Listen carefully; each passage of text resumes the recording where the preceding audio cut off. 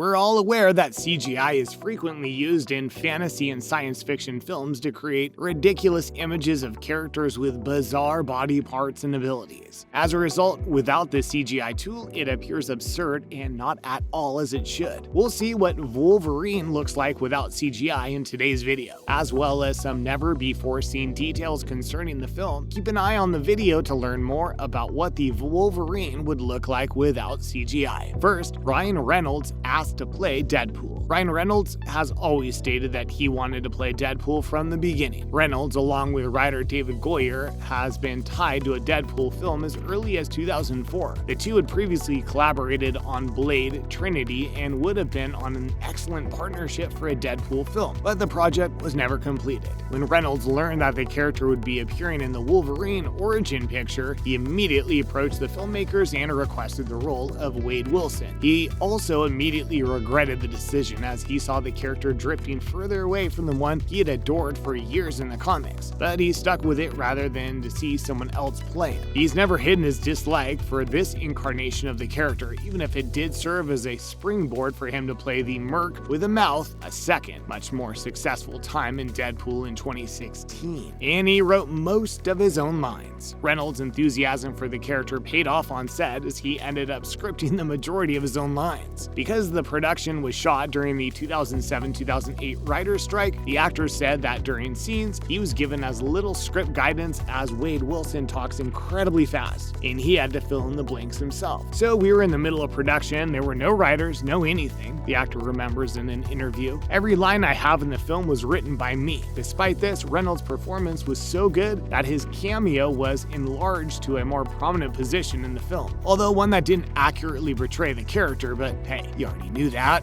Now that we've discussed some of Wolverine Origins facts, it's now time to delve into what the film would look like without the use of CGI, as well as how Hugh Jackman nearly quit after the film aired. Stay tuned to find out more about these crazy facts. Wolverine Origins without CGI, what does it look like? Wolverine Origins would have employed CGI effects multiple times during production and editing, so it's not surprising that there were some glitches in the look of the CGI, and it's interesting to imagine how the picture would have looked without them. Wolverine and other characters would not be able to appear or use special effects the way they do. These films look so weird because of CGI, which allows them to use bizarre effects like they do to enhance the character's appearance or what they're doing. It's not your imagination that the CGI claws in X-Men Origin Wolverine had been referenced in numerous places, including Chud's list of the worst CGI in movie history. The CGI claws appear to be light and flimsy with little substance. It's particularly noticeable in the restroom scene. However, the CGI claws have always looked terrible, but they weren't employed nearly as extensively as they were in Origins. CGI is employed for the claws when they initially emerged from his hand in the 2000s X-Men, and they don't look so well. Computer visuals simply lack the heaviness and weight of genuine metal. Hugh Jackman employed what are known as practical claws, i.e. genuine claws, held between his fingers for most of the shots in earlier films, so we didn't notice. The pointed ends of some battle scenes are CGI to avoid cutting the performers, but the claws in routine situations are real. On screen, the functional claws appear to be fantastic, but in reality, they're incredibly hefty and hazardous. They've stabbed stuntmen and stuntwomen, and Jackman claims he's covered in scars from unintentionally cutting himself with them. They tried to decrease the danger in X-Men Origins Wolverine by going almost entirely CGI, but